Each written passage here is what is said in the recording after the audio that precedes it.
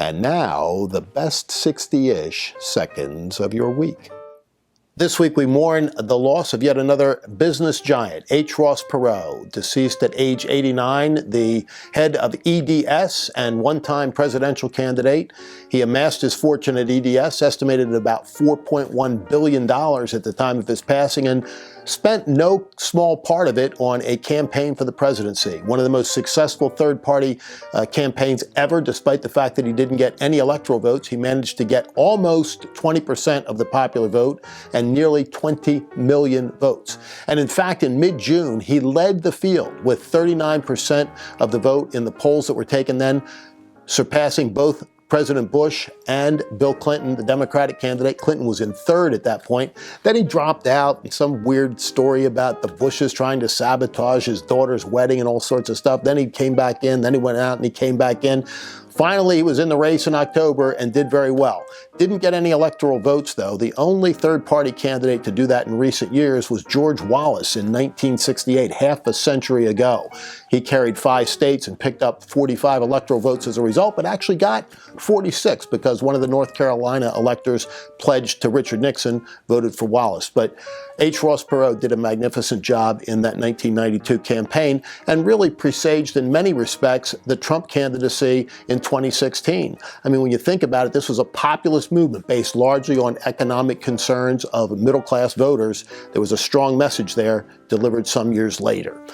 After his presidential campaign, he dedicated himself to philanthropy, including things like Teach for America, and he leaves a lasting legacy. May he rest in peace. And this week we got word from Jerome Powell, the chairman of the Fed, that maybe there's another cut in interest rates coming. And as a result, the markets again skyrocketed. The Dow closing for the first time north of 27,000. The S&P above 3,000 for the first time this week.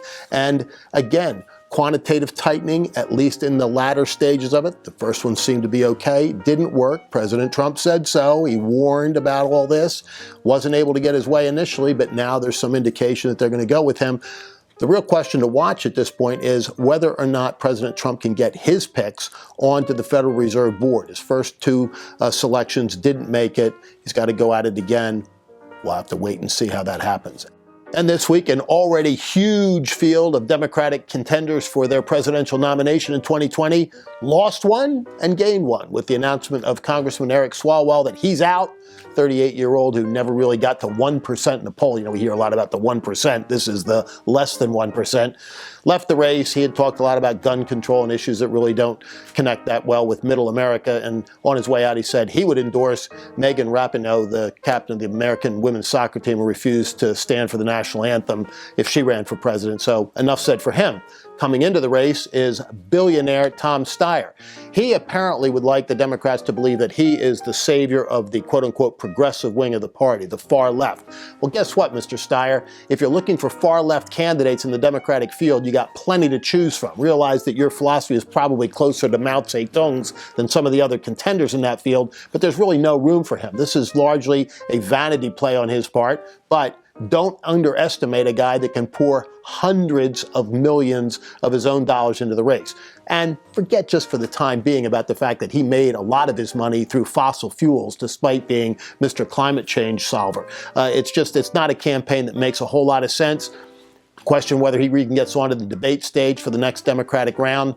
But with that kind of money, you got to take him seriously. He is to the far left, but so are most of the contenders there right now. And we've said all along that Joe Biden is probably the best candidate for the Democrats, but that he's not going to get their nomination. That's being played out virtually every day. I continue to believe that that's where it ends up.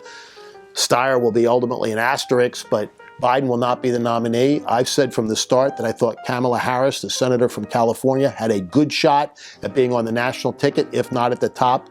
The number 2 slot, that also is playing out. So we will have to stay tuned. Meanwhile, President Trump's numbers continue to go up, and not a small and insignificant part of that has to be the fact that the Democratic field is moving increasingly further to the left, which leaves them very little running room to come back to the center, to the pivotal votes that will determine the 2020 elections.